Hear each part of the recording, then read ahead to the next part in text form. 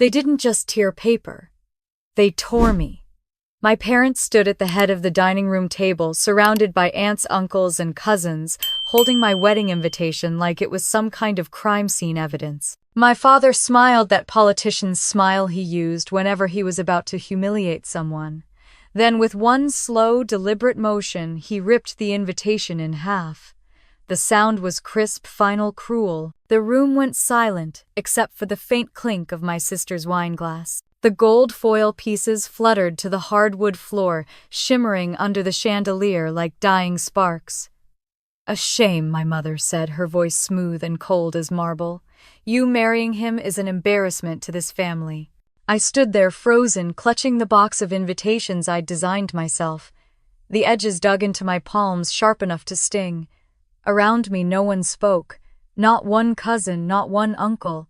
Only my sister Claire tilted her head with that perfect smile. "Don't take it personally, Hannah," she said.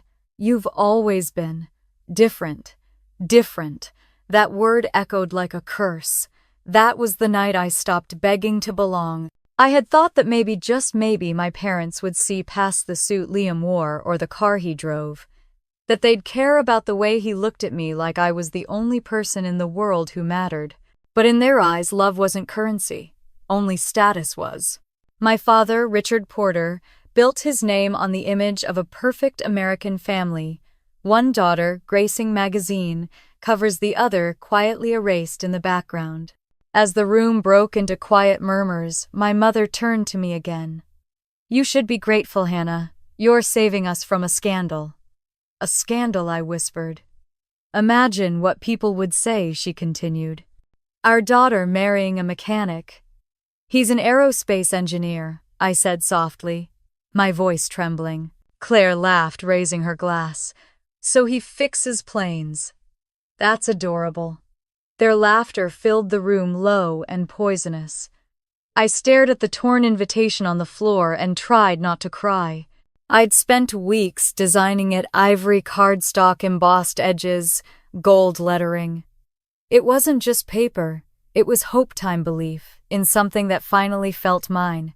I walked out before I could break. Outside, the night air hit me like ice. I stood on the porch, breathing hard, gripping the box of invitations. Through the window, I could still hear their laughter, faint and cruel. It reminded me of all the other nights they'd laughed at me when I failed my piano recital, when I wore the wrong dress, when I said I wanted to plan weddings instead of running a company. Rain began to fall, thin at first, then heavier. I didn't run. I just stood there and let it soak me. The ink on one of the envelopes bled under my fingers until my name smudged away completely. It felt fitting. Driving home, the windshield blurred between the rain and my tears. Every traffic light reflected like fragments of memory: Mom's cold stare, Dad's smirk, Claire's perfect posture. They all blended together into one truth: I would never be enough for them. At the apartment, Liam was waiting barefoot in the kitchen, his sleeves rolled up, dinner getting cold. When he saw my face, he didn't ask. He just walked over, wiped the rain from my cheek, and said, "I'm guessing it didn't go well." "They shredded it," I whispered. He frowned. "What, the invitation?" "In front of everyone." He stood still for a long moment. Then he reached for my hand. "You don't owe them anything, Hannah. I just wanted them there," I said. "Even if they hated me, you thought they'd still be your family." I nodded, swallowing hard. He wrapped his arms around me, and for a moment I let myself breathe. The smell of rain clung to my hair, mixing with the scent of rosemary from the stove. The warmth of his chest steadied me, but somewhere deep down beneath the comfort was a quiet resolve, forming a small, hard flame. Later that night, I sat on the couch, staring at the one untouched invitation left on the table. My handwriting looped gracefully across the front: Mr. and Mrs. Richard Porter. It looked beautiful, almost ironic. I thought of every time they'd compared me to Claire. Every time my mother had said, "You could learn something from your sister." Claire, the perfect one, blonde, charming, always knowing exactly how to please them. She could do no wrong. She was the family's pride. And me, I was the mistake they dressed up for photographs and forgot afterward. When I was 8, my mother once told a guest at a dinner party, Claire was born graceful, Hannah was born imaginative. Everyone laughed and I laughed too, though I didn't understand why it felt like being pushed underwater. I learned to stay quiet, to smile through pity, to disappear gracefully, until tonight. Because tonight, watching them tear apart my invitation, something broke, but not in the way they intended. It was the breaking that clears space for something new. I took out my phone and scrolled through photos of the invitations, the ones I'd designed and printed myself. Gold edges, a pale blue ribbon-embossed monogram, every detail chosen with care.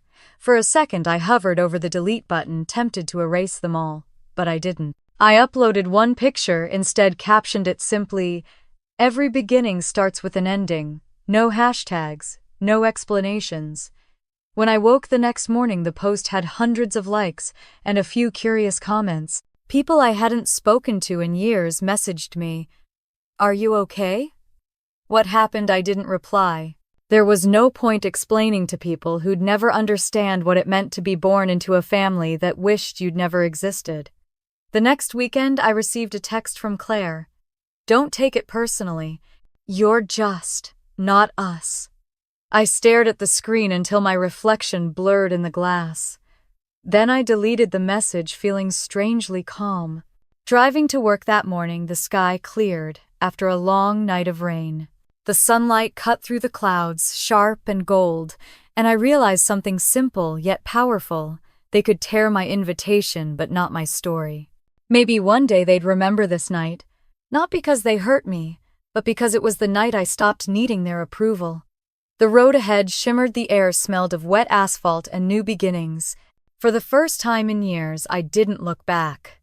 A week after my parents shredded my wedding invitation, their smiles were brighter than ever because it was Claire's birthday.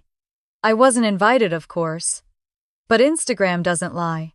The first photo appeared at sunrise, Claire, glowing in a diamond gown, standing on the deck of a private yacht in Miami. My parents on either side holding glasses of champagne.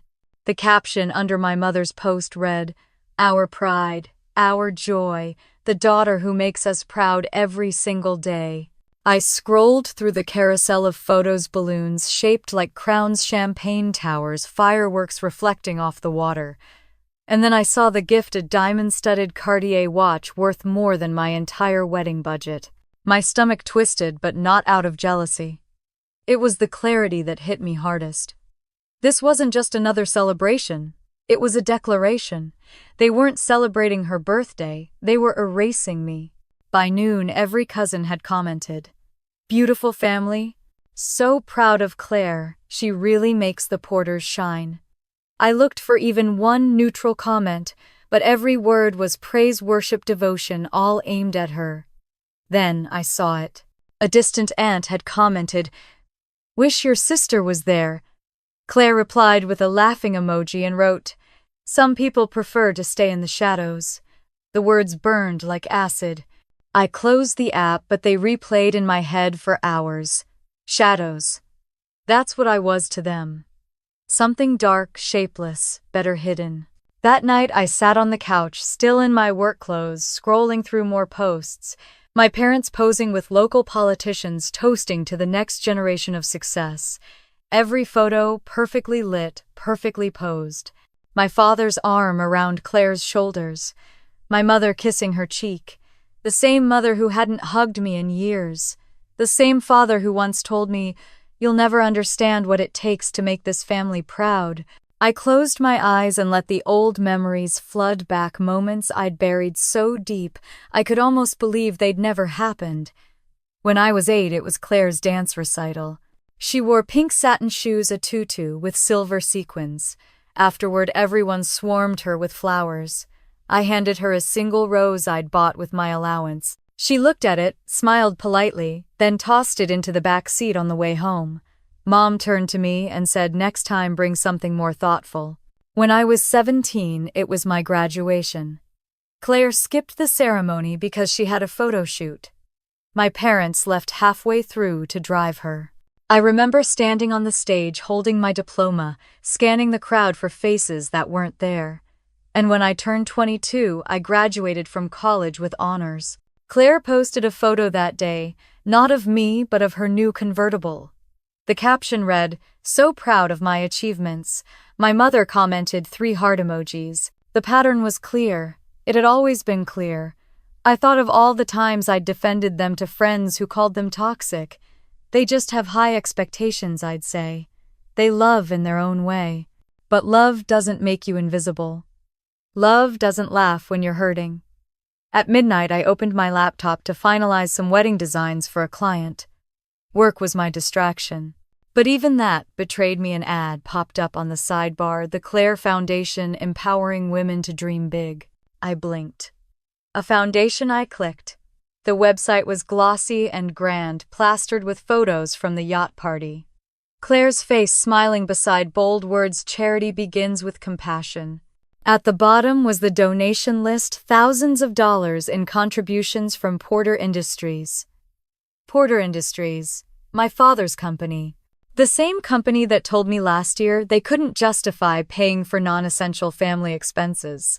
I clicked through the fine print, scanning the details. The foundation had been registered 3 months earlier, the same time Claire had bought that penthouse in downtown Seattle and started posting photos of business meetings. It didn't take a genius to connect the dots. A fake charity. A publicity front. And my parents were her biggest sponsors.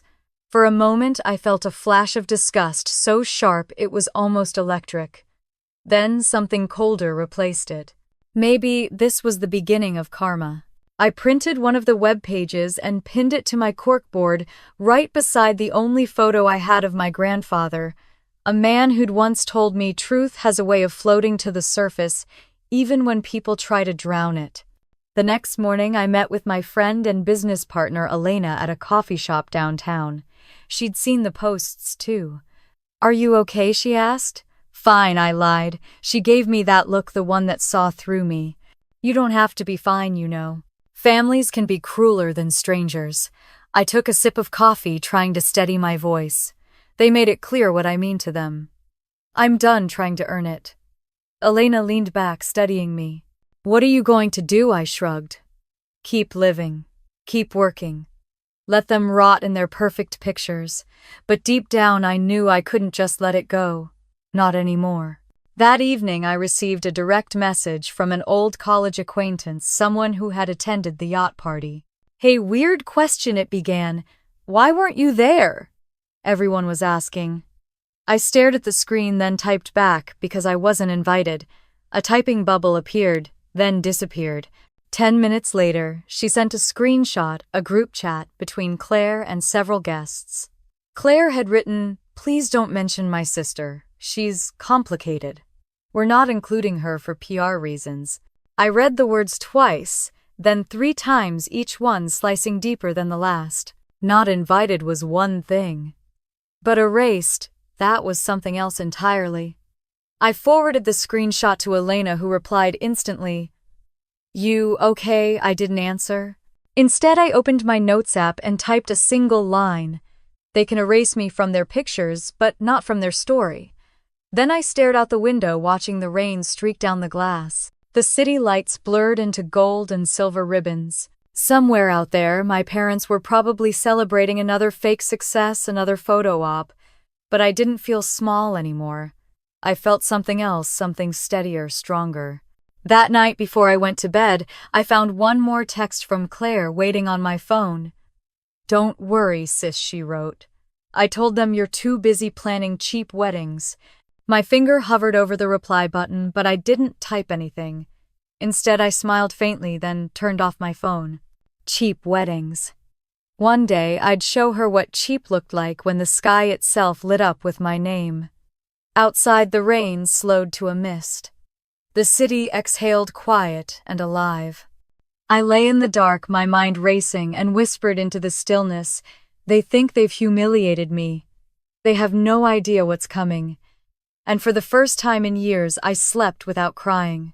The family dinner invitation arrived like a cruel joke, printed on thick paper with gold trim, the same kind I'd once used for my wedding invitations. My mother's handwriting on the envelope was elegant, practiced, detached.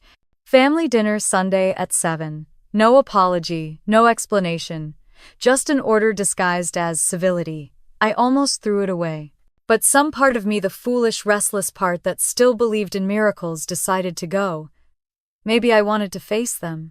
Maybe I wanted to remind myself that I didn't need their approval anymore. Or maybe I just wanted to see if they'd dare say the same things to my face again. Liam insisted on going with me. He wore a navy suit, his tie slightly loose, eyes calm but alert. "We go in together," he said, "and we leave together." The porterhouse looked exactly the same. 3 stories of cold perfection, all white walls and marble floors, no warmth, no softness. I'd spent my childhood memorizing that house like a maze, built to make me feel small. When we stepped inside, the smell of expensive wine and lavender candles filled the air. The dining room glowed under a crystal chandelier, the same one that had hung over every humiliating family dinner I could remember. Claire was already there, perched at the head of the table, wearing a gold dress that matched her arrogance. My parents sat opposite her, looking as polished as ever. My mother smiled, but her eyes were sharp. "Hannah, darling," she said, her tones soaked in false sweetness. "How lovely of you to join us." I nodded, my voice steady. "You invited me. I figured I'd see what was on the menu." Claire snickered softly into her wineglass. We took our seats. The silence was thick, broken only by the clinking of silverware. Finally, my father cleared his throat, that practiced gesture he always used before saying something cutting. So he began, looking straight at Liam. "I hear you're still between opportunities." Liam didn't flinch. "Actually, sir, I'm working on something big, just not public yet." "Ah," my father said, leaning back. "The invisible kind of success." My mother's lips curved. "It's nice that you're optimistic, though. Optimism is charming." Claire laughed again, louder this time. "Oh, come on, Mom. You can say it. He's broke." The air went cold. I felt the blood rush to my face, anger and shame colliding. Liam stayed calm, his hands folded neatly on the table. "You're entitled to your assumptions," he said softly, "but you might regret them someday." My father set down his glass. "Confidence is good, son. But arrogance without results, well, that's dangerous." "I don't measure results by your standards," Liam replied. His tone wasn't defensive, just firm. It silenced the room for a moment. Then my mother chuckled, shaking her head. "You two really think love can feed you, can protect you from the world. That's adorable. But eventually, Hannah, you'll realize that passion doesn't pay bills. Stability does." "Stability," I repeated quietly. "You mean control." Her expression hardened. "Don't twist my words." "Then stop pretending this dinner is about family," I said. "You invited me here to embarrass us again, to remind me where I stand." Claire raised her glass. "I'd say you're sitting just fine." I turned to her, my patience cracking. "What do you even get out of this? Claire, does it make you feel better when they tear someone else down for once?" She smiled, the kind of smile that was all teeth. "Oh, Hannah, you're too sensitive. It's not personal. You just make bad choices." I stood up, ready to leave, but Liam's hand brushed against mine under the table, a quiet anchor. He gave a small shake of his head silently, telling me to wait. Then he looked directly at my father. "I've met men like you before," he said. "You think wealth gives you the right to humiliate others. But you can't buy character. You can't buy love. You can't even buy respect. You can only rent it, and the lease always ends." My father's eyes narrowed. "Is that supposed to impress me?" Liam smiled faintly. "No. It's supposed to remind you that what you build on cruelty doesn't last." For a brief second, no one spoke. Even Claire looked uncertain, her smirk faltering. My mother finally exhaled, her voice trembling with restrained anger. "You're out of line." "No," I said quietly. "He's right." The silence that followed was heavy, almost sacred. I remembered my grandfather then, the only person who'd ever made me feel loved in that house. I could almost hear his voice saying, Truth doesn't need to shout, it just needs to be said. I pushed my chair back and stood. You've all made it clear who I am to you. I don't need to stay for dessert. As I turned to leave, my father muttered, running away again. Just like always. I froze, then faced him one last time. No, I said. This time I'm walking away. Liam followed me out, his steps steady behind mine. The front door closed with a soft click, but it sounded like a wall finally collapsing. Outside, the air was cool, scented with rain. I stood on the porch, breathing hard, tears stinging my eyes. I can't believe I thought they could change, I whispered. Liam slipped his hand into mine. You don't need them to. I looked up at him, the porch light haloing his face. How do you stay so calm when they say things like that? Because I know who I am, he said, simply. And one day so will you. That night, as we drove home in silence, I couldn't stop thinking about his words. I knew he was right, but I didn't know how to believe it yet. When we got back to the apartment, the rain had started again. I kicked off my heels, sat on the couch, and stared at the city lights through the window. My reflection looked tired, small, almost fragile. But under that exhaustion, something new was stirring, a spark that refused to go out. I pulled out my laptop and opened a blank document. The cursor blinked, waiting. For the first time, I didn't want to write about pain. I wanted to write about truth. I began typing notes, memories, ideas. The first line came easily. They called me a disgrace, but one day the world will know who I really am. Liam came up behind me, his hand on my shoulder. What are you working on? I smiled faintly. Something that'll remind them they were wrong. He kissed the top of my head. Then, let's make it unforgettable. Outside, lightning flickered across the horizon, illuminating the skyline for a brief, brilliant second. It looked like a warning or maybe a promise. And as I watched it fade, I knew this was the beginning of something they'd never be able to tear apart. The first betrayal didn't come from my family. It came from a friend I thought was my sister in everything but blood. Her name was Megan. We'd met in college, bonded over cheap wine, late-night dreams, and heartbreaks that felt like the end of the world. She had been my maid of honor, at least, before my parents shredded my invitation and turned my wedding plans into a family scandal. When the storm hit, she promised me she'd stand by my side. Blood doesn't make family, she had said, hugging me in my tiny kitchen. I believed her, until I learned she'd been having lunch with Claire. The discovery came through social media, of course. A photo posted on Claire's story, captioned, "Catching up with old friends." Claire sat front and center, radiant as always, and next to her, smiling like nothing was wrong, was Megan. My heart stopped. The photo was taken at my mother's favorite country club, the same one that had no available tables when I'd tried to book it for my bridal shower months earlier. I stared at that image for a long time, the edges of my vision blurring. Megan wasn't just a friend. She knew everything: how much the rejection hurt, how Liam had been humiliated at dinner, how I'd spent nights crying over the words "a disgrace." And now she was sitting there, sipping mimosas with the very people who had torn my life apart. I texted her. So that's what loyalty looks like. Now she read it. No reply. Hours later, she finally responded. "You're overreacting. It was just lunch. They reached out to me. And you said yes." Her next message was quick, defensive. "I just wanted to hear their side, Hannah. Families fight. Maybe they're not as bad as you think." Something inside me snapped. They called me worthless in front of everyone, Megan. They made my fiancé a joke. "Whose side are you on?" Her reply came minutes later, cold and final. "Maybe this is why they say you're difficult."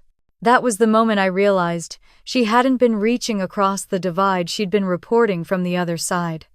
For the rest of the night, I sat in silence, phone face down on the table, my thoughts running wild. I felt stupid for trusting her, stupid for believing that anyone could stay loyal when the other side had money, power, and influence. Liam found me sitting there hours later, the lights off, my laptop closed. "Talk to me," he said. "Megan met with them," I whispered. "With Claire. They're probably laughing at me right now." He didn't interrupt. just stood behind me, his hands resting gently on my shoulders. "Then let them laugh," he said softly. "They need the noise. You don't." I wanted to believe that. But the sting of betrayal clung to me like smoke. The following week, the whispers began. Clients stopped returning my calls. A few vendors I'd worked with suddenly claimed they were fully booked. I knew my family well enough to recognize their fingerprints all over it. Someone had been talking. Someone had been feeding them details about my work, my clients, my plans. I didn't have proof until one afternoon when an email landed in my inbox by mistake. It was a forwarded message chain between my cousin and my mother. In it, Megan had shared a screenshot of one of my business proposals, complete with snide comments about how small-time my company was. My chest tightened as I read the words. She's trying too hard to be something she's not. Poor thing, poor thing. I felt my hands tremble as I closed my laptop. There was no anger left, just something heavier. Exhaustion. Grief for a friendship I'd already lost, long before that message arrived. That night, Liam and I sat on the balcony overlooking the city. The air was cool and the distant hum of traffic felt strangely comforting. "They're not just trying to hurt you," he said. "They're trying to erase you." "Then I'll give them something they can't ignore," I said quietly. He glanced at me. "What do you mean?" I turned to face him fully. "They want to destroy my name, my business, my confidence." "Fine. Let's build something bigger. Something they can't control or corrupt." Liam smiled faintly, that patient, knowing smile I'd come to love. "That sounds like the Hannah I fell in love with." I took his hand. "You said you were working on something big. What did you mean?" He hesitated, then said, "It's still early. But let's just say, it's something that could change everything. Tell me." He looked out over the city lights, then back at me. "A project. My company's developing a new drone technology. If it works, it'll redefine aerial design. It's not public yet. I wanted to keep it quiet until we were ready." I blinked, confused. "Wait, your company?" He chuckled softly. "I never told you, did I? I co-founded a small aerospace firm years ago. We've stayed private to avoid the noise." My heart skipped. "So you're not broke?" he finished, smirking. "No, love. I just don't advertise my success. People who flaunt power are usually the ones most desperate for it." I laughed, half in disbelief, half in awe. "You let them call you a nobody and never corrected them. Why would I? Their assumptions say more about them than about me." For a long time I didn't speak. I just looked at him, really looked at him. The calm confidence, the way he never needed to prove himself. And I realized something: he wasn't just the opposite of my family. He was the antidote to them. So he said, leaning back in his chair, "How about we build something together, a wedding they can't ignore? Not to impress them, but to remind them what they threw away." I smiled, slow and deliberate. "Something unforgettable." His eyes gleamed. "Something in the sky." We sat there in silence. After that, the hum of the city below us, the first hint of possibility forming between us. For the first time in months, I didn't feel like the discarded daughter, the outcast, the afterthought. I felt like someone on the edge of transformation. The next morning, I opened my email and began a new project folder. The title was simple: Skyline Wedding. Underneath, I typed the first line of the concept. "If they think they can bury me, I'll rise higher than they can see." When I hit save, a strange peace settled over me. Let them whisper, let them gossip, let them mock. Because soon, when the helicopters lifted, when the lights filled the air, and when the entire city looked up, they would remember my name. And this time, there would be no erasing me. The first morning we started planning the wedding, the air in our apartment felt electric, charged with something between excitement and quiet defiance. Liam had spread architectural sketches across the dining table, blueprints of open sky helipad layouts and sleek geometric arches that looked like they belonged in a movie. I leaned over the papers, tracing one of the lines with my fingertip. "You're serious about this, aren't you?" He looked up, smiling. "Completely. You wanted something unforgettable. Let's make it impossible to forget." I laughed, softly shaking my head. "A helicopter wedding. People will think we're insane. Or visionary, he countered. Depends who's watching.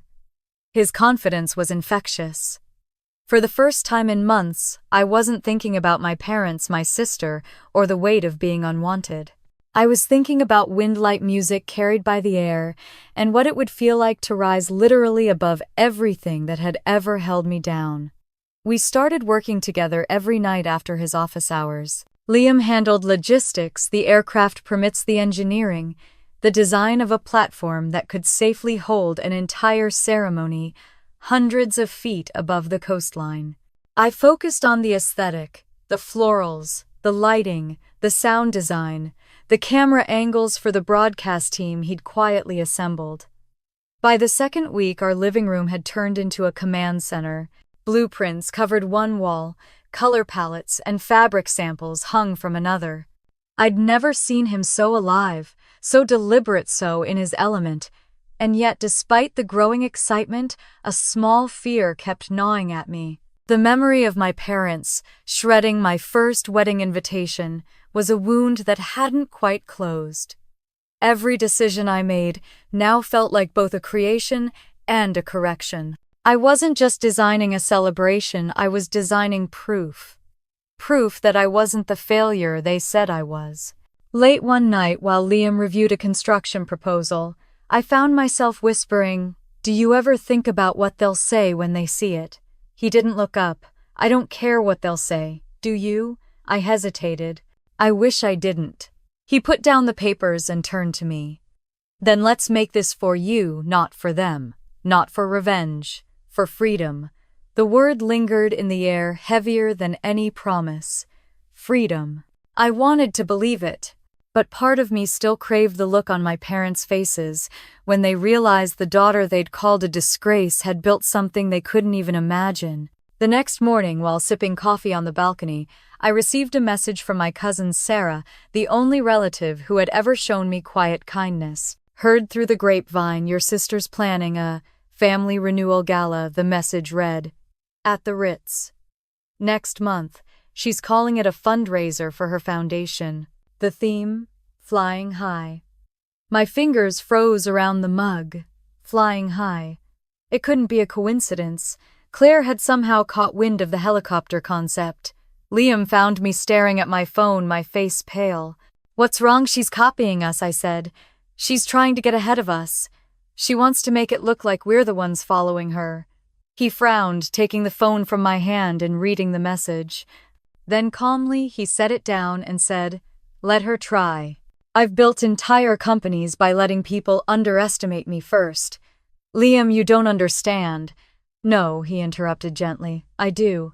They've been rewriting your story for years, but this time you're holding the pen. Let them write whatever they want. We'll write the ending." His certainty was disarming. I took a deep breath, letting the anger melt into focus. If Claire wanted a spectacle, she could have one, but mine would eclipse hers. We doubled our efforts. Liam brought in his top design engineer to refine the platform, while I worked with a film director to conceptualize the aerial sequence. The idea wasn't just to have a wedding in the sky, it was to make it an event that would stream live worldwide. A spectacle of art, architecture, and emotion. Soon, whispers began to circulate in the industry. Vendors spoke in hushed tones about an unnamed client planning the wedding of the decade. Influencers speculated online, piecing together rumors from leaked photos of helicopters and floral test runs along the coast. I never confirmed anything. Silence was power, but that silence only made my family more restless. A week before Claire's gala, my mother called for the first time in months. Her voice was coated in honey but cracked at the edges. "Hannah, dear, your sister tells us you're doing something unusual for your wedding. I'm surprised she tells you anything that isn't about herself." A pause. "Then we're worried, that's all. We don't want you embarrassing yourself, like you did when you tore up my invitation in front of everyone." Her voice faltered. "You misunderstood." "No, Mom," I said quietly. "You made sure I understood perfectly." Before she could reply, I ended the call. When I told Liam, he just smiled and said, "You're finally learning to hang up." The day of Claire's gala arrived like a test I hadn't studied for but already knew I'd pass. Photos flooded social media guests in gold gowns, crystal chandeliers, a rented helicopter parked on the hotel's rooftop for photo opportunities. Claire posed beside it, smiling like she'd invented flight itself. But then, something strange happened. A storm rolled in that evening, dark clouds, sudden wind rain pelting down in sharp, cold sheets. The rooftop photo op was cancelled. Guests scrambled indoors, their perfect hair and makeup ruined. Within hours, the event #number flying high had been replaced by number falling flat. I shouldn't have taken pleasure in it, but I did. When I showed the news to Liam, he laughed, shaking his head. "You don't even have to lift a finger. Karma's doing all the work." Still, I didn't feel finished. Not yet. That night, lying in bed beside him, I whispered, "When we rise into that sky, I want them to see it. I want them to feel it." He turned toward me, his hand brushing my cheek. "Then, let's make sure they can't look away." From that moment on, the wedding became something more than an event. It became an anthem. Every vendor we hired, every decision we made carried a heartbeat of purpose. The venue wasn't just a platform in the sky. It was built with glass walls that reflected the ocean below, creating the illusion that we were floating above the world. And when Liam suggested we use synchronized drones to spell out our vows in light, I felt a thrill so sharp it almost hurt. "We'll light up the sky," he said, "so even your parents can't hide from it." I looked at him, tears threatening to fall, and when it's over, he smiled. Then we moved forward. Free. As the weeks passed, preparations turned into a secret symphony of motion. Helicopter pilots trained. Cameramen rehearsed aerial angles. Florists suspended orchids in transparent globes that shimmered like stars. Every night I stood by the window watching the city lights, imagining the moment when I would ascend into the sky, not as the daughter they discarded, but as the woman they'd never be able to forget. For the first time in years, I didn't feel small. I felt unstoppable. The morning sun spilled across the Malibu cliffs like liquid gold, painting everything in light. The air was crisp, alive with salt and promise. Standing there on the helipad that would soon become my altar, I could almost hear the faint hum of what was to come. The whir of blades, the crescendo of strings, the sky opening just for me. I closed my eyes and breathed it in. For the first time, I wasn't nervous. I was ready. Beside me, Liam was reviewing final logistics with the crew. His shirt sleeves were rolled up, his eyes steady and focused. The man who'd once been mocked by my parents for having no direction now commanded a small army of engineers, designers, and event staff, like a general preparing for battle. "Everything's perfect," he said when he finally joined me, wiping his hands on his slacks.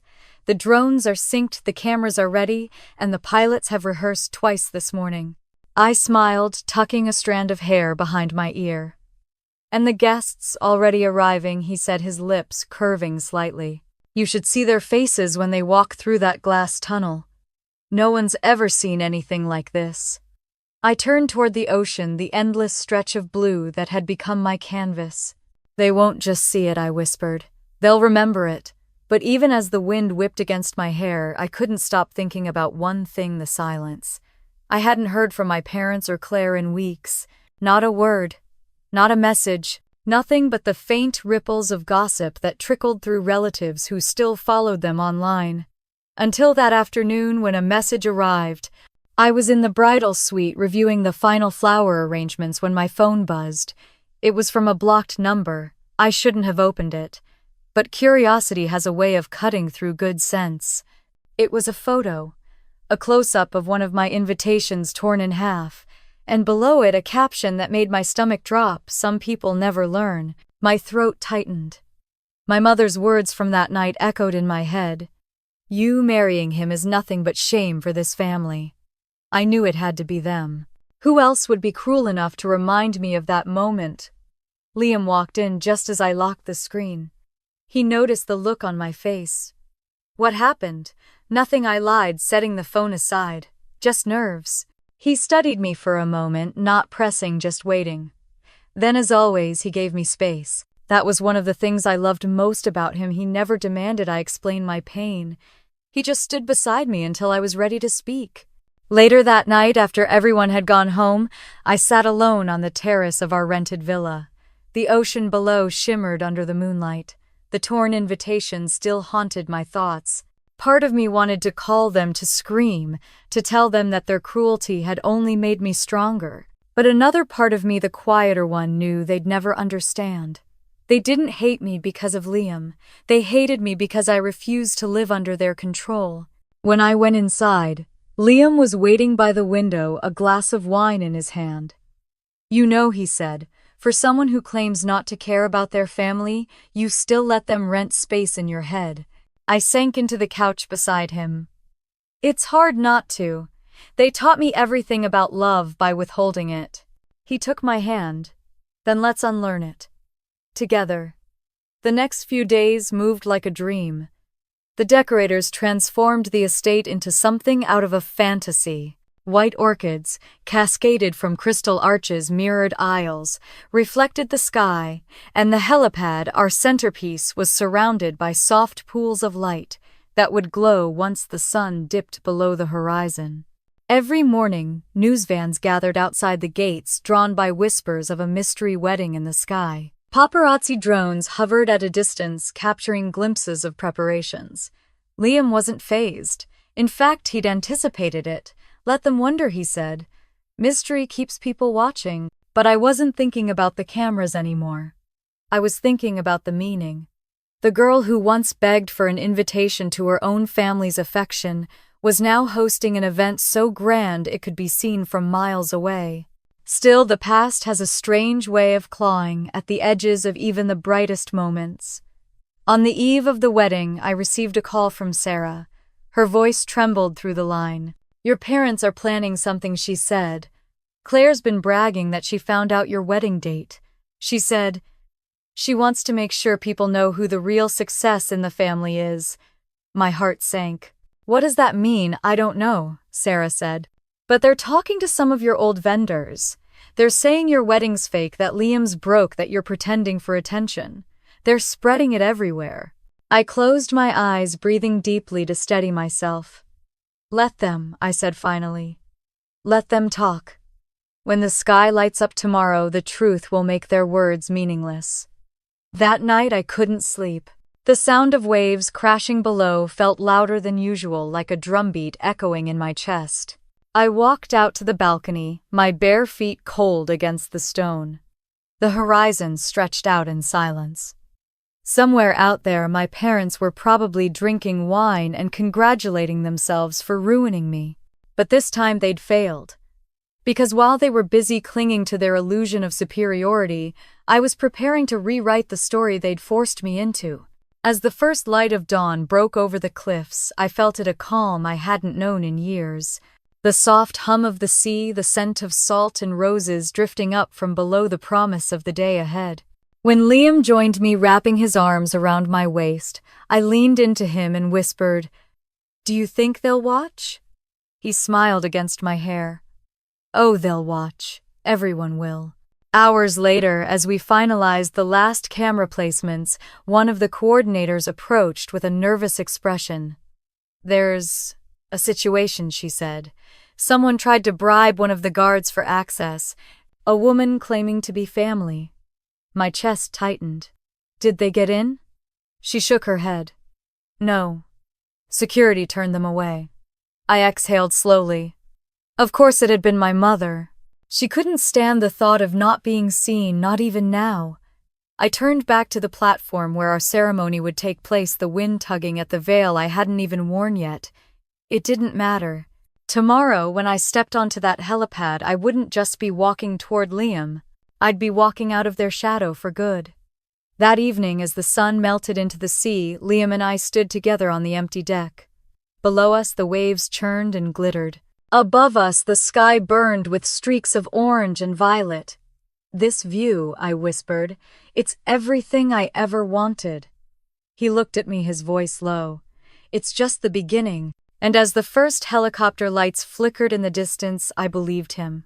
Tomorrow the world would see me rise. And when they looked up, even the people who had called me shame would have no choice but to recognize what they'd tried so hard to destroy. The morning of the wedding broke in silence, the kind that felt sacred. The ocean stretched beneath a sky so clear it looked unreal, the waves glinting like shards of glass. I stood before the mirror, the satin folds of my gown catching the early light. It wasn't just a dress, it was armor soft, but unyielding, stitched from everything I'd endured. The makeup artist's hands trembled slightly as she pinned the last pearl into my hair. "You look breathtaking," she whispered, almost to herself. I smiled faintly. "I feel free." Outside, the estate buzzed with quiet precision. Helicopters lined the edge of the cliff, their metallic bodies reflecting the sun like polished mirrors. Guests were arriving one by one, figures of power and fame, people I'd only ever seen on magazine covers or behind podiums. Each had received a personalized invitation embossed in gold. Each had said yes. As I watched from the upstairs window, I saw a senator shake hands with a film producer, a philanthropist greet a New York editor. Liam had built an empire of influence, and today that empire stood at our side. Down below, the team of planners moved in synchronization. The aisle, a glass walkway suspended above the sea, gleamed like a river of light. The altar sat at the very edge of the world where the cliff met the clouds. But amid all the beauty, I couldn't shake a strange feeling in my chest, anticipation tinged with something darker. My parents' silence wasn't just absence anymore. It felt like a shadow. A knock came at the door. "It's time," Elena said softly. I turned, gripping my bouquet, a cascade of white orchids and pale roses. My palms were damp, my heart beat steady, fierce. I nodded. The hallway outside smelled faintly of salt and flowers. I walked slowly, my gown whispering against the floor. As I descended the marble stairs, every head turned. Conversations hushed, phones lifted discreetly to capture the moment. For the first time, I didn't shrink under the weight of their attention. I embraced it. At the foot of the stairs, Liam waited. He wore a tailored black suit, his tie a shade of deep silver that caught the light each time he moved. His eyes found mine instantly, and everything else, the whispers, the flash of cameras, the hum of the world, fell away. "You ready?" he asked quietly. I took his hand. More than ever. We stepped out onto the helipad together, the sound of the waves below mingling with the distant hum of rotors. The guests rose, their applause soft but endless. Somewhere in the distance, I heard the faint cry of gulls, sharp and fleeting. The officiant began to speak, his voice amplified just enough to rise above the wind. Words about love, endurance, and faith drifted into the air, carried out over the ocean. I barely heard them. My focus was on Liam, the warmth of his hand, the way he looked at me, like the whole world could crumble and it wouldn't matter. When it came time for the vows, he didn't read from paper. He spoke straight from the heart. "You've been called many things," he said, his voice clear, "but the only one that matters to me is strong. You've turned pain into grace, and I've never met anyone who could face fire and come out shining brighter." A murmur swept through the guests, soft sighs, the rustle of tissues. My vision blurred for a moment. When it was my turn, I took a breath, steadying my voice. "You taught me that love isn't about proving worth. It's about seeing it. Thank you for seeing me when no one else did." The officiant smiled, lifting his hands. By the power vested in me, a sound broke through the calm, a loud voice, sharp, cutting across the ceremony like a blade. "Wait, she doesn't deserve this." For a second, no one moved. Then the crowd turned, a ripple of confusion spreading through the rows of elegant chairs. And there she was, Claire. She stood near the edge of the glass tunnel, her hair perfect, her gold dress glittering under the sunday. Behind her were my parents, their faces pale, their expressions unreadable. Cameras swiveled instantly. Guests whispered. Liam's hand tightened around mine. I felt the world tilt slightly, a dizzying collision between the past and the present. "Security," Liam said under his breath, but I shook my head. "No. Let her speak."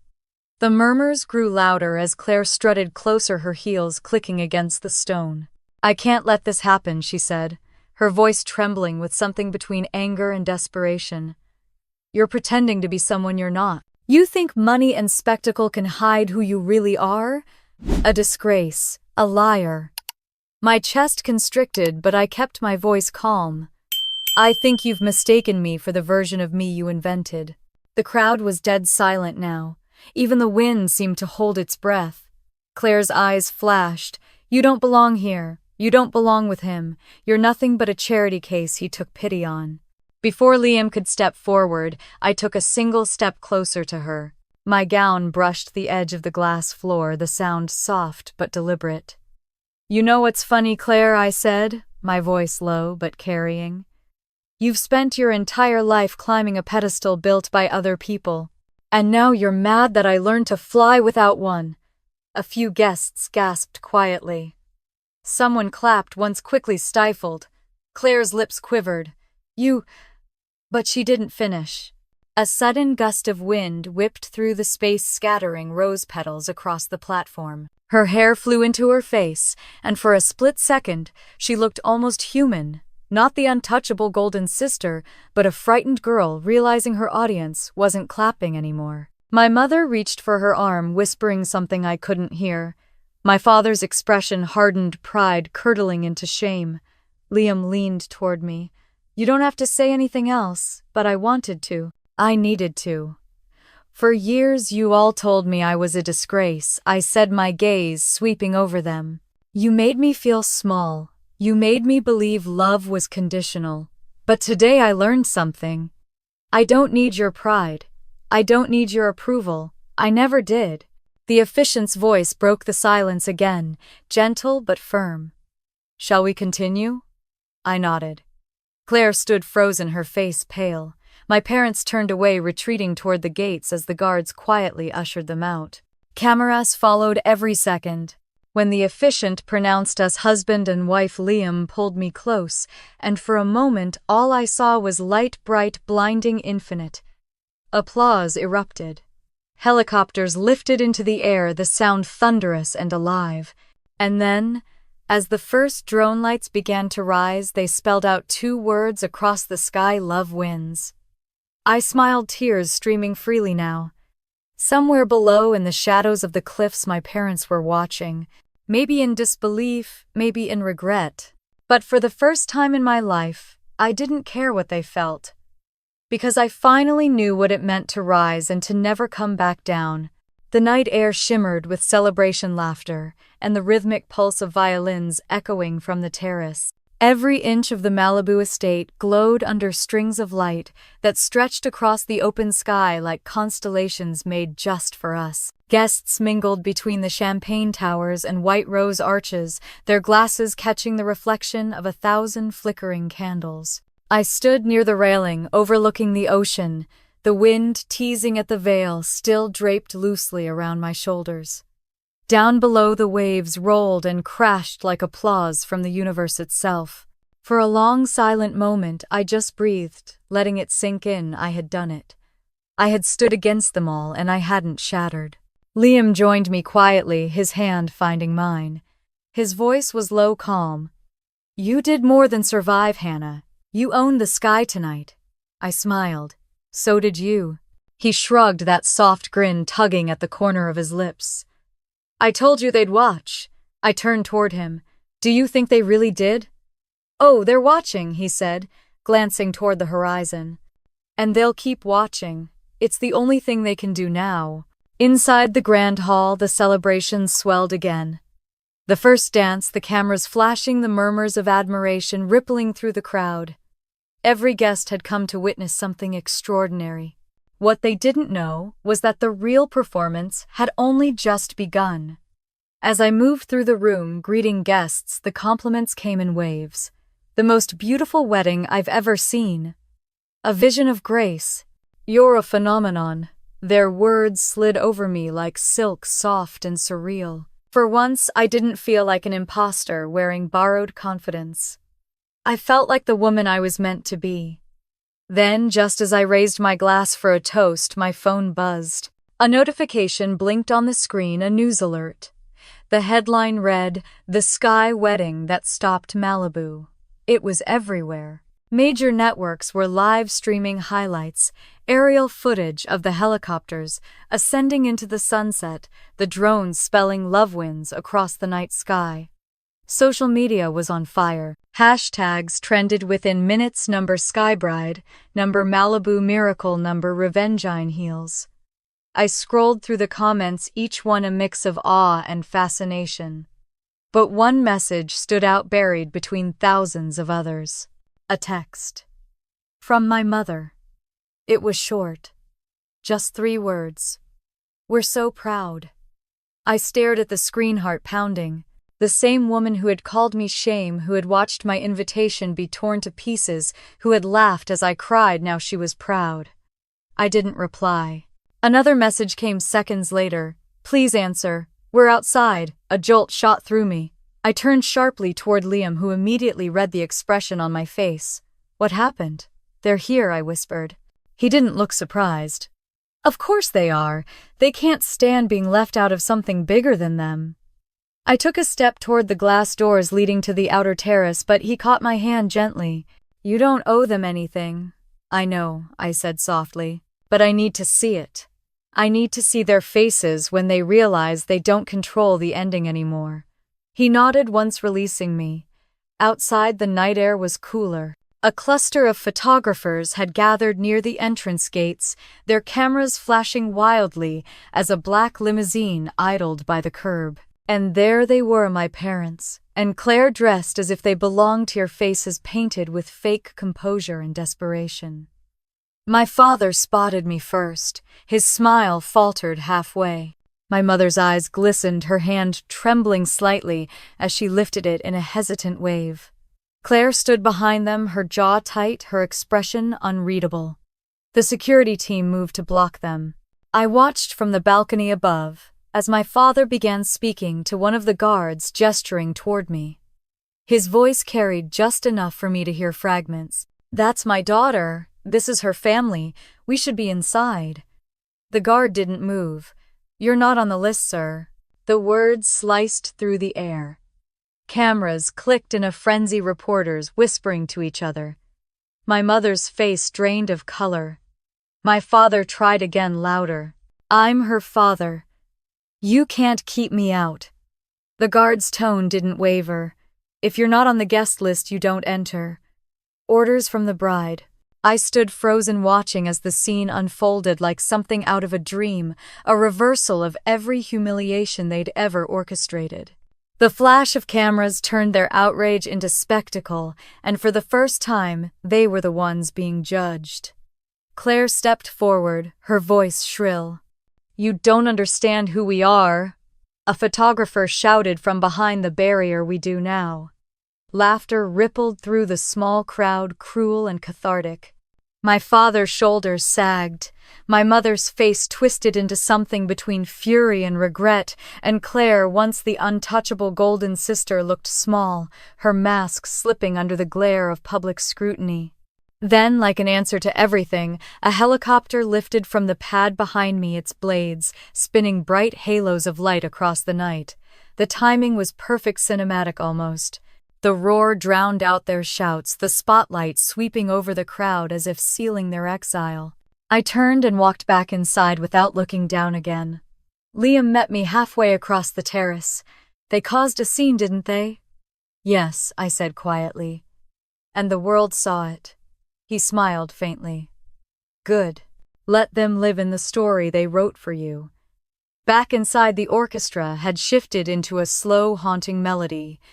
Guests whispered excitedly about the spectacle outside, checking their phones for updates. The videos were already spreading clips of my parents shouting at the guards, of Claire's voice breaking, of the words, "You're not on the list," echoing across social media. It was everywhere before midnight. Headlines multiplied within hours: bride's family denied entry to Sky Wedding. Karma in couture. Poetic justice on the cliffs of Malibu.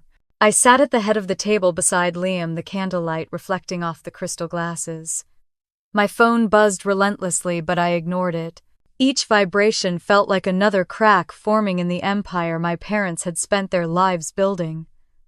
"Are you okay?" Liam asked quietly. I nodded. "Better than I thought I'd be." He studied me. "You don't look angry." "I'm not," I said, my voice calm. "I think this is what peace feels like." He reached for my hand and I let him hold it.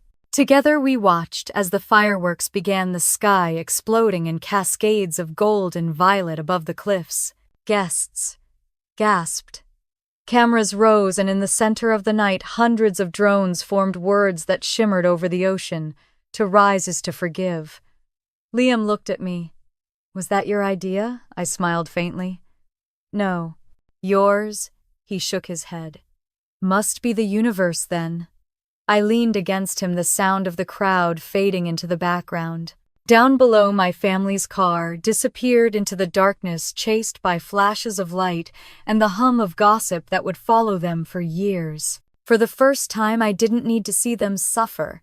Their silence was enough. The world had taken care of the rest. As the final burst of fireworks painted the sky, I whispered to myself, they called me a disgrace. But tonight, the sky called me something else entirely. Liam turned to me, his hand tightening around mine. "And what's that?" I smiled, tears glinting in the light. "Unforgettable." The footage from the gates hit the internet faster than I ever imagined. By the next morning, the entire country had seen it. My parents' desperate shouting, Claire's breakdown, and the moment the guard said, "You're not on the list," someone had slowed it down, turned it into a meme, added dramatic music. The clip played on every gossip show, and my name trended for the second time in 24 hours. I didn't have to lift a finger. The world had written the headline for me. Liam woke before I did, scrolling through his phone while sipping coffee. "You might want to see this," he said with a grin, handing me the screen. I blinked against the sunlight filtering through the curtains.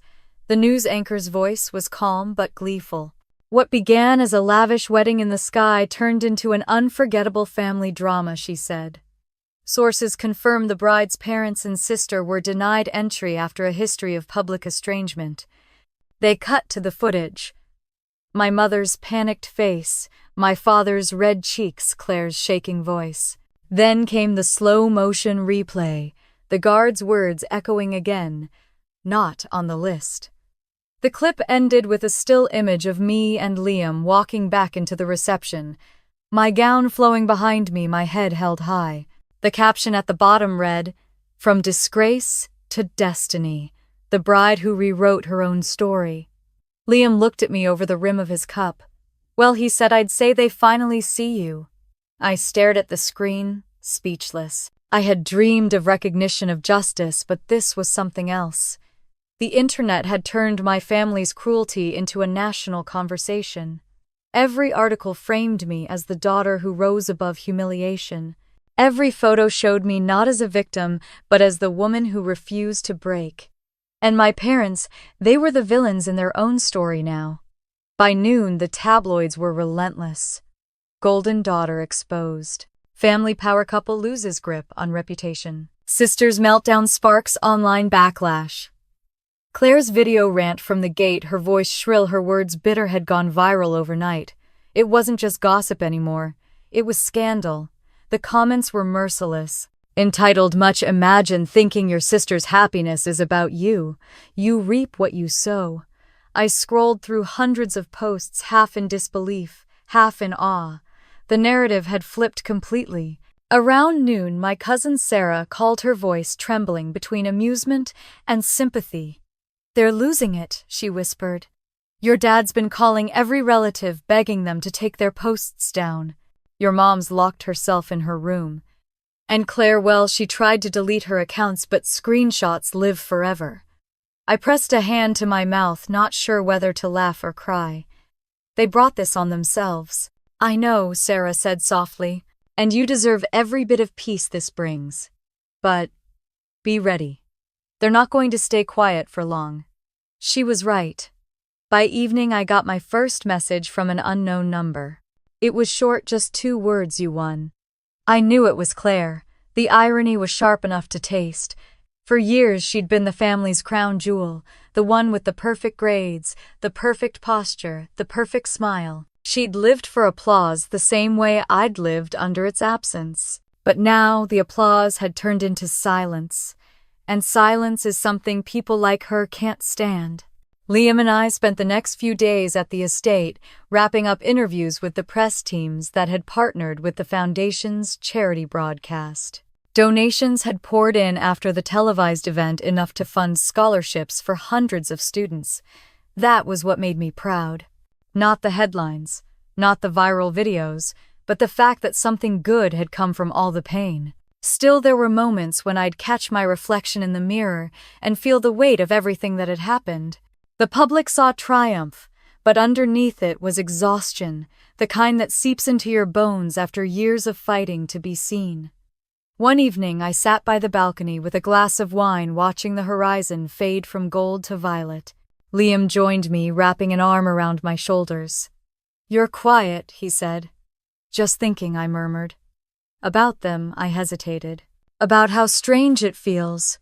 For so long I wanted them to hurt the way they hurt me, and now that they do, it doesn't fix anything." He finished. I nodded. "Exactly." He tilted his head, studying me. "That's because you've already outgrown them. They're still trapped in the world they built, the one where love is conditional and image is everything. But you've moved past it." I rested my head against his shoulder. "Sometimes I wish they could see that." "They will," he said. "And that'll be the hardest thing for them to live with." We sat in silence for a while, listening to the waves below. Then my phone buzzed again, another unknown number. This time it wasn't a message. It was a video link. I opened it, expecting another tabloid clip, but the thumbnail froze my blood. It was my parents' house, our old family home. The camera panned across the marble foyer, the photos lining the walls. Most were of Claire, but then it stopped on one. A framed picture of me as a little girl, smiling shyly in a blue dress. The frame had been smashed, shards of glass glinting under the light. A voice off camera, my mother's, whispered, "What have we done?" The clip ended abruptly. I stared at the screen, my hands trembling. Liam took the phone, his expression tightening. "Who sent this? I don't know," I whispered. "Do you want me to trace it?" I shook my head. "No. I already know what it means." He frowned. "What they finally see the truth," I said softly. "And they can't live with it." The following morning headlines shifted again. Photos surfaced of Claire leaving her penthouse in tears, trailed by reporters shouting questions about embezzlement and charity fraud. The investigation into her foundation had reopened after someone leaked documents proving she'd redirected donation money into personal accounts. My father's company stocks began to plummet. Investors withdrew. My mother canceled her charity luncheons, claiming health reasons.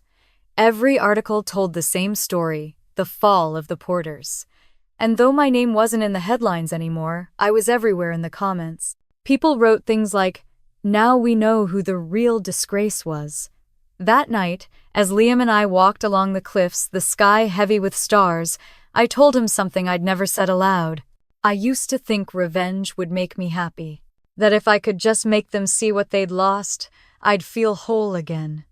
He glanced at me, silent. "But watching them fall doesn't make me happy," I continued. "It just makes me sad that they never learned how to love anyone without destroying them." He reached for my hand, his fingers warm around mine. "That's because you've changed. Revenge is what started this, but redemption is what'll finish it." I looked up at the stars, their light steady and distant. Maybe that's the real victory. Not proving them wrong, just walking away without needing to. Liam smiled, pulling me closer. "And you've done exactly that." As the waves roared below us, I felt something in me finally unclench a tension that had been coiled since childhood. The story that began with humiliation was ending not with vengeance, but with peace. Behind me, my phone buzzed again. I didn't look this time. I didn't need to. For the first time in my life, silence didn't mean rejection. It meant freedom. 3 weeks after the wedding, the world had already moved on to the next viral sensation, but the echoes of what happened at those gates hadn't faded. They clung to the corners of the internet like smoke impossible to erase. The phrase, "not on the list," had become a punchline on talk, shows the subject of podcasts, even a slogan on t-shirts sold online. My parents' shame had turned into a cultural spectacle, but what none of them knew was that the real story hadn't ended there. It started with an envelope. It arrived one quiet morning at the Malibu estate, hand-delivered by a man in a gray suit. His card read William Harris, attorney at law. He asked to speak to me privately. Liam was in the study, but when he saw the look on the man's face, somber, almost reverent, he joined us. Mr. Harris sat on the edge of the armchair, a leather folder in his lap. "Mrs. Collins," he said, his tone measured, "I was your grandfather's lawyer for over 20 years. He entrusted me with a document that, under his wishes, was to be delivered to you once you were married." My breath caught. "My grandfather?" "Yes," he said softly, "Mr. Jameson Porter." I hadn't heard that name spoken in years. My mother never mentioned him, not after his death. I remembered the way he used to sneak me cookies when I was little, the way he'd whisper, "You're the bright one, Hannah. You've just got to survive long enough to prove it, Mr." Harris opened the folder and slid a thick stack of papers onto the table. At the top, embossed in gold, were the words, "Last Will and Testament." The room tilted. He continued, "Your grandfather's estate was considerable property holdings, company shares, and several trusts. According to this document, you are the primary heir." My heart slammed against my ribs. That can't be right. My parents told me everything was left to Claire. Mr. Harris nodded once. "I'm afraid your parents concealed the truth. They filed a forged summary of the will and redirected assets for their own use. What they didn't realize was that your grandfather had created a second legally binding copy under my safekeeping. He suspected interference." Liam leaned forward, his tone calm but firm. "And this will, it's still valid." "Fully enforceable," the lawyer said. "I've already begun proceedings to restore your ownership of the properties and assets in question, including your grandfather's lake house, which I believe was very dear to you."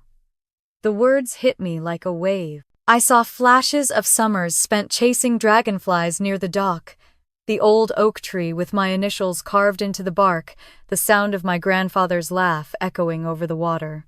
And then I saw my parents' faces the night they tore up my invitation, my mother's voice calling me a disgrace. I gripped the edge of the table. "So all these years they've been living off what was meant for me." Mr. Harris nodded. "I'm afraid so, but that ends now." Liam reached for my hand. "They stole your inheritance, Hannah, but they can't steal what you've become." It took me a moment to find my voice. "What happens next?" "We'll serve them with notice within the week. It will be public, Mr. Harris said. "And when it is, the truth will undo whatever remains of their reputation." When he left, I stood by the window staring out at the ocean. The waves were calm, deceptively gentle. "He knew," I whispered. "My grandfather knew they'd betray me." Liam wrapped his arms around me. "He also knew you'd rise. That's why he made sure this day would come." I turned to face him. "Do you think I should go see them?" He shook his head. "No, let the law speak for you this time."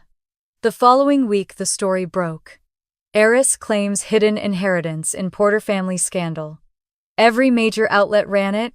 My parents tried to deny it at first, insisting the documents were fake. But when Mr. Harris presented the verified copies, signed, notarized, and dated, the denial crumbled. Their lawyer resigned. Their social circle evaporated overnight. And then came the footage. Someone, maybe a former housekeeper, leaked a home video of my mother shouting at my father, her voice shrill and panicked. "You said no one would ever find it," she screamed. My father's reply was broken, defeated. He left it to her because she deserved it. The clip hit the internet within hours. It didn't just destroy their defense, it destroyed their legacy. I didn't post, didn't comment, didn't gloat. I simply watched as the empire they'd built on deceit collapsed brick by brick. 2 days later, a black car pulled up outside the estate. I thought it was another reporter until the driver opened the door and out stepped Mr. Harris again. But this time he wasn't alone. An older man followed him, a tall, gray-haired gentleman with sharp eyes and a walking cane. "Hannah, Mr. Harris said, this is Mr. Whitmore. He was your grandfather's business partner. He asked to meet you." Mr. Whitmore extended his hand. "Your grandfather was like a brother to me," he said. "And he never stopped talking about you, said you had his heart, his courage. I see now he was right. I felt tears sting my eyes. He remembered me. He smiled kindly. He built everything for you. He just couldn't protect you from them while he was alive. But he trusted you'd find your own strength when the time came." I swallowed hard, and I did. Liam stood beside me, his hand resting lightly against my back. Mr. Whitmore looked between us and nodded approvingly. "You remind me of him." Jameson was a man who believed in quiet power, never noise, never spectacle. Just conviction. "I think you've done his name proud." That night I opened my grandfather's will again, running my fingers over his signature. For years, I'd believed I was invisible to him, just another disappointment. But now I knew the truth. He had seen me all along. Later, Liam found me sitting in the garden, staring up at the stars. "What are you thinking about?" he asked. "Legacy," I said softly. "How it's not about money or property, it's about what you leave behind in people's hearts. He left me love, and they tried to bury it under lies." Liam sat beside me. "And you dug it out?" A small smile tugged at my lips. "I guess I did." We sat there in silence for a long time, the night air cool and still. Then I whispered, "Do you think they'll ever ask for forgiveness?" He shook his head. "Maybe. But forgiveness doesn't mean reopening the door." I looked out toward the dark horizon where the ocean met the sky, endless and unbroken. "Then I'll forgive them quietly," I said. "For me, not for them." A week later, the final ruling came through. Every stolen asset, every hidden share, every deed was transferred back into my name.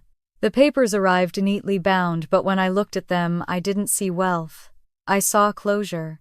That night, I took Liam to the old lake house, the one I hadn't seen since I was a child. The boards creaked, the windows were dusty, but the air was full of memory. We stood by the water, the reflection of the moon rippling across its surface. "This was the first place I ever felt safe," I said. He took my hand, smiling softly. "Then, let's make it safe again." I nodded, the wind catching my hair as I whispered, "For once I don't need revenge. I just need peace." And for the first time in my life, I felt it. The kind that doesn't roar like victory, but settles like sunrise, quiet, inevitable, and absolutely mine. The cafe was quiet except for the low hum of conversations, and the soft clinking of spoons against porcelain cups. Across from me sat my parents, and Claire, their postures stiff, their eyes avoiding mine.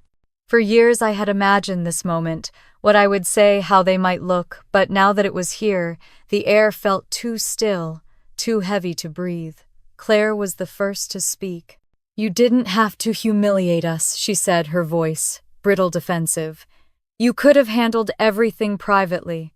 I let out a faint laugh. "Privately?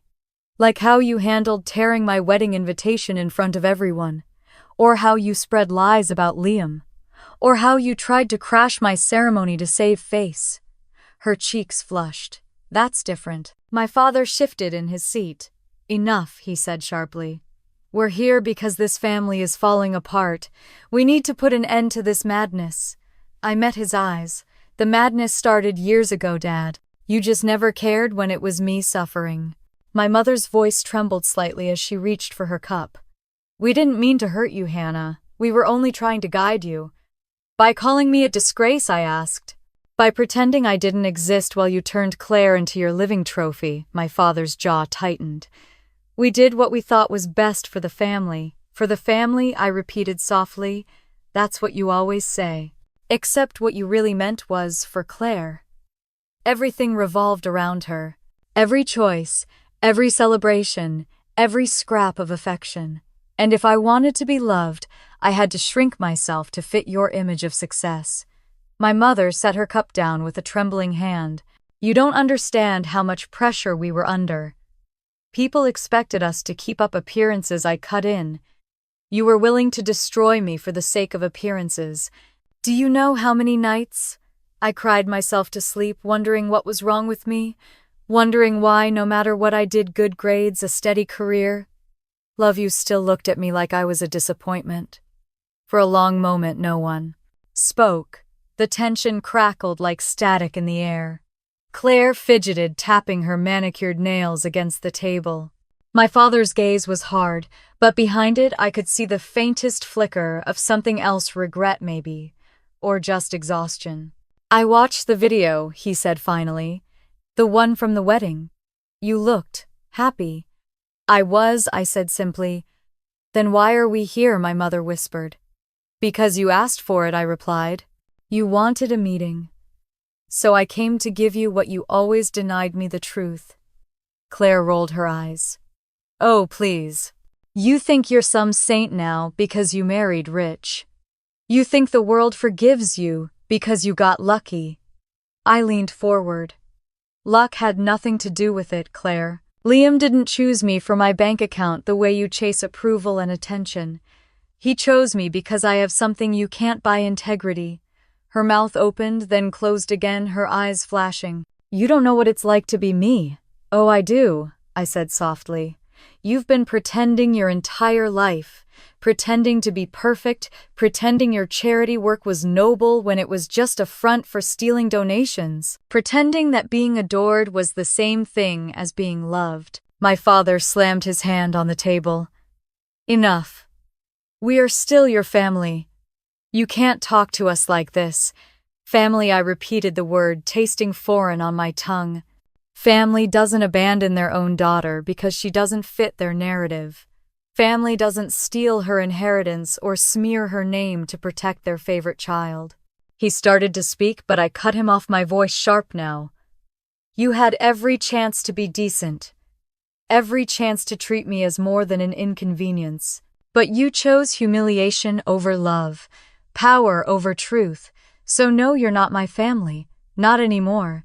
The words hung in the air like thunder. My mother gasped, her hand flying to her mouth. Claire's expression twisted into disbelief. My father stared at me, silent, the lines around his eyes deepening. You don't mean that, my mother whispered. I do, I said, my tone steady. You've spent your whole lives trying to control the story, trying to make sure no one sees the cracks in your perfect facade. But now everyone knows. And for once, I'm the one who gets to walk away first. Claire's voice broke. You're enjoying this, aren't you? No, I said quietly. You think this is victory. It's not. It's closure. The silence that followed was deafening. The cafe's soft music played on, oblivious to the ruin that sat between us. After a long pause, my father finally spoke, his voice low and rough. You think you've won, Hannah, but you've lost your family. I rose from my chair, my hands steady. I didn't lose you. You lost me. There's a difference.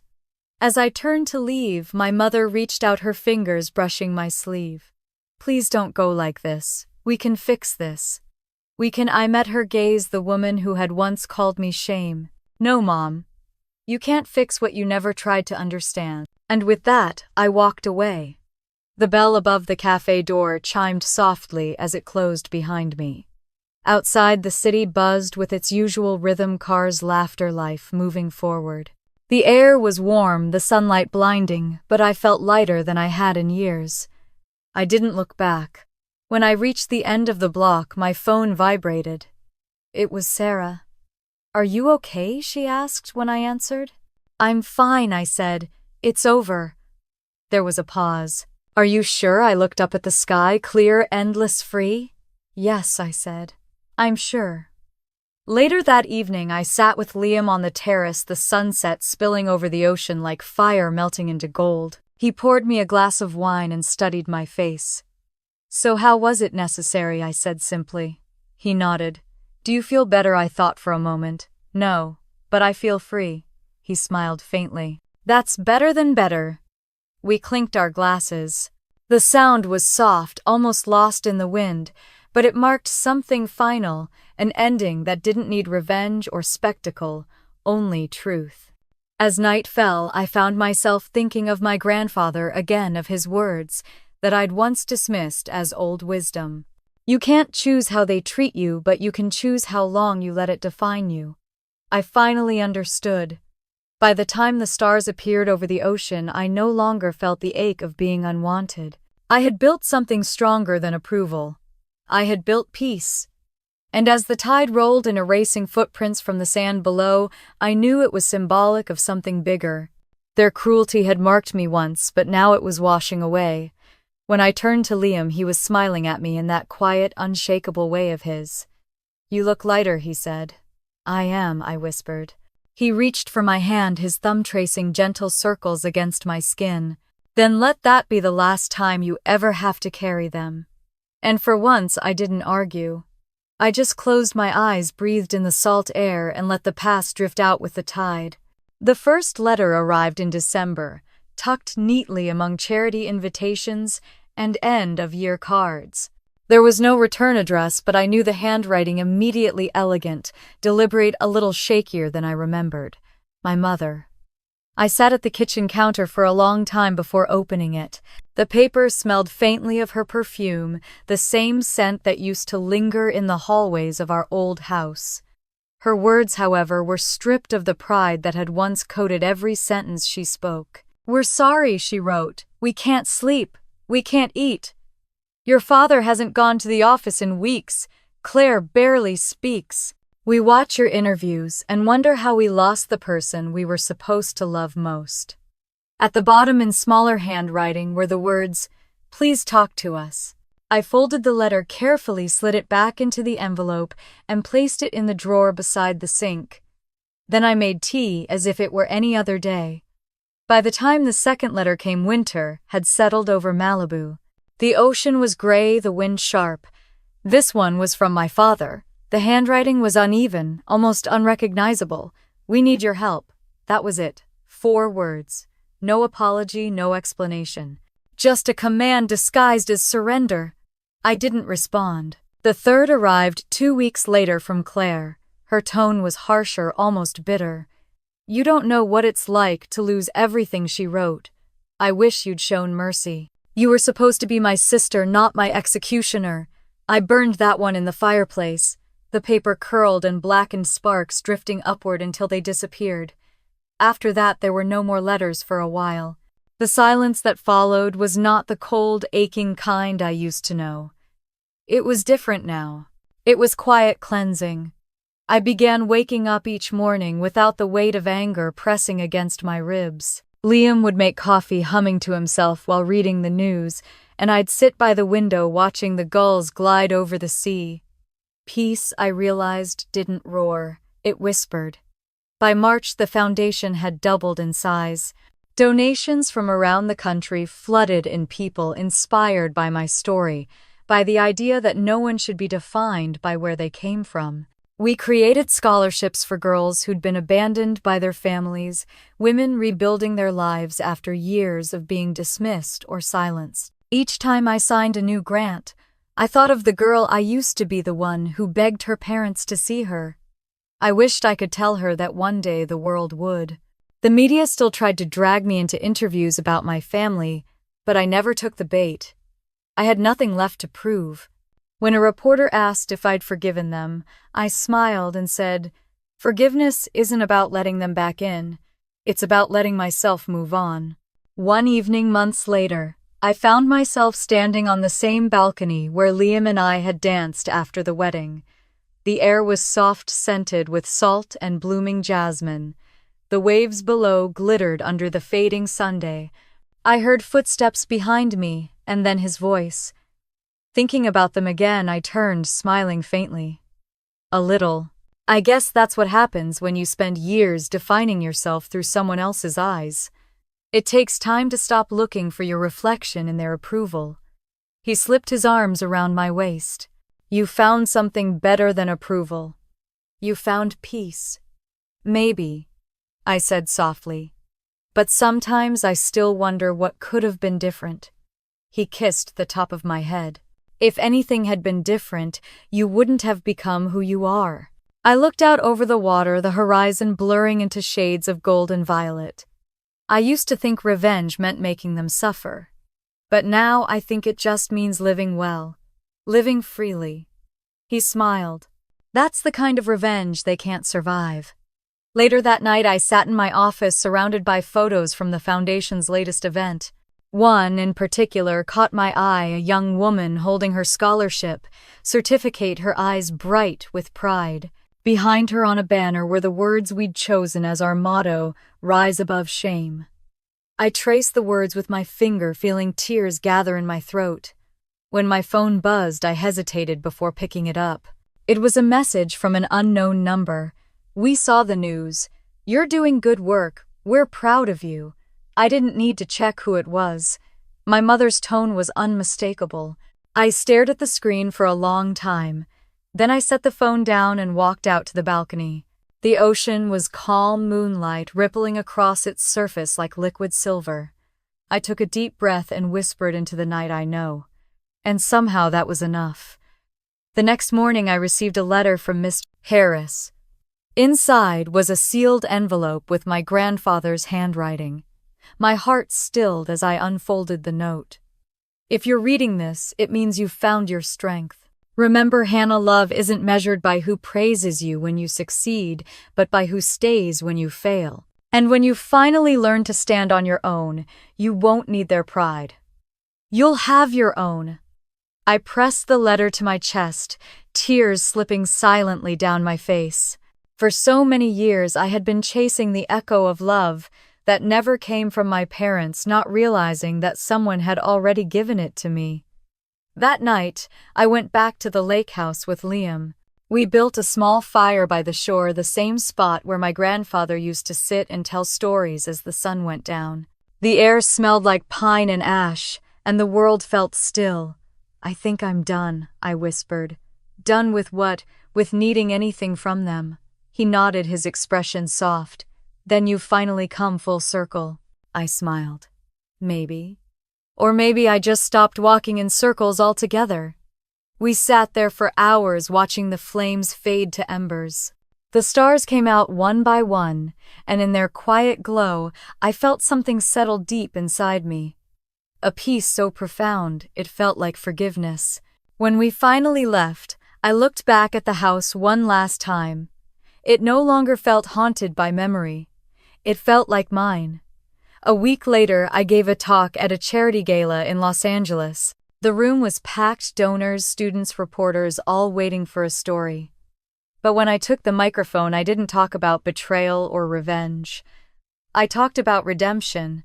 Sometimes I said the loudest justice isn't shouting or punishment, it's silence. It's choosing peace over pride. Because when you stop trying to prove your worth, the right people see it on their own. The audience was quiet for a moment before applause filled the hall. I smiled, knowing this wasn't about them.